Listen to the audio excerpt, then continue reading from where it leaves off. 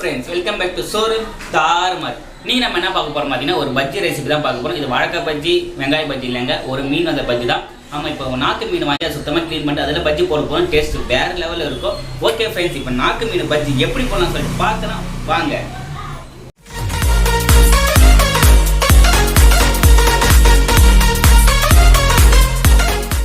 Okay friends, இன்னைக்கு நான் இதுக்கு 5 நாக்கு மீன் எடுத்துருக்கேன்.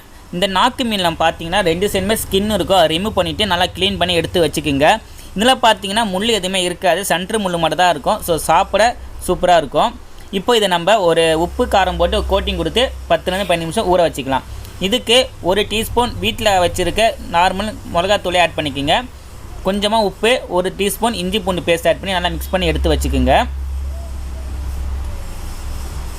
இப்போது இந்த மிக்சரில் வந்து நம்ம சுத்தம் செஞ்சு வச்சுருக்க மீனை வந்து அதில் மிக்ஸ் பண்ணி ஒரு 10-15 நிமிஷம் நல்லா ஊற வச்சுருங்க. அப்போ தான் நல்லா உப்பு காரம்லாம் மீனில் இறங்கும்.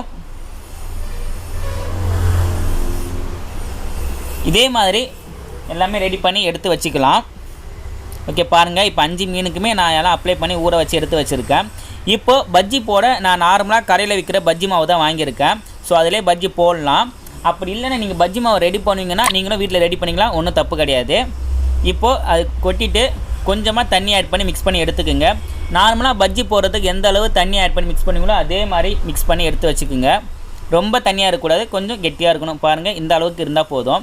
இப்போது வானல் வச்சுக்கிங்க, வானல் எண்ணெய் ஊற்றிங்க, எண்ணெய் நல்லா சூடாகட்டும். இப்போது நம்ம ரெடி பண்ணி வச்சுருக்க மீனை நம்ம மிக்ஸ் பண்ணி வச்சுருக்க பஜ்ஜி மாவில் பெரட்டி எடுத்துக்கலாம்.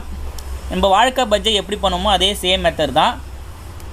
இப்போது எண்ணெயில் ஆட் பண்ணிக்கலாம். எண்ணெய் நல்லா காஞ்சி இருக்கணும். இப்போது மீனை நல்லா வேக விடுங்க. பாருங்கள், மீன் நல்லா 2 சைடுமே நல்லா வெந்து வந்திருக்கணும். இப்போ ஒரு சைடு வெந்துச்சு, நான் திருப்பி போட்டுக்கிறேன். பாருங்கள், இப்போ 2 சைடுமே நல்லா வெந்து வந்திருக்கு. இப்போ நல்லா வெந்து நல்லா கோல்டன் ப்ரௌன் கலரில் இருக்கணும். அப்போ சாப்பிடும்போது சூப்பராக இருக்கும். எங்கள் ஆல்மோஸ்ட் எல்லாம் ரெடி ஆகிடுச்சு. இப்போ நான் எடுத்து வச்சுருக்கேன்.